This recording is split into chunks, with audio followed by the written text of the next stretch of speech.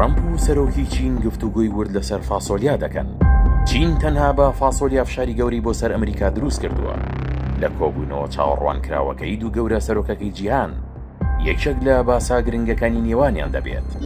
سەرکردەکانی دوو گەورەترین ئابووری جیهان هەریەکە لە سەرۆکی ئەمریکا و سەرۆکی چین لە کۆریای باشوور کۆ دەبنەوە.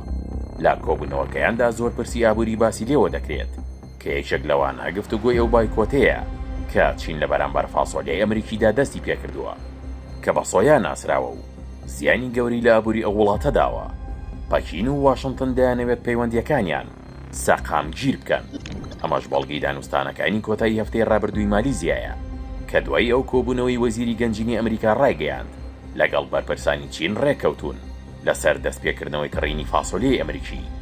چین لە ساڵی ڕابردوودا بە بەهای 12.6 ملیارد دۆلار فاسۆلیای لە ئەمریکا کڕیوە. ئەو بڕە فاسۆلیایی چینیەکان کڕیویانە دەکاتە نیوەی هەناردەی فاسۆلیای ئەمریکا لە دوای بڕیارەکانی سەرۆکی ئەمریکا بۆ سەپاندنی باجی گومرگی بە سەر چیندا. ئەو وڵاتە وەک تۆڵەیەک بڕیاری بایکۆتکردنی کڕینی فاسۆلیایدا، ئەوەش ئەمریکای نیگەران کردووە و ترامپ و شی جینپینگ لە کۆبوونەوەکەیان باسی دەکەن. وەزیری کشتوکاڵی ئەمریکا لە سۆشیال میدیادا نووسیوێتی کە گەڕانەوەی کڕیارانی چین بۆ فاسۆلیای ئەمریکی هاوسەنگی لە بازار دروست دەکاتەوە، خۆشگوزەرانی بۆ بەرهەمهێنەرانی ئەمریکی مسۆگەر دەکات. تەوەرەکانی نێوان ئەو دوو گەورە سەرۆکەی جیهان زۆر نووردن کە تیکتۆکیش یەکێکی دیکە لە باسەکانی نێوانیان دەبێت.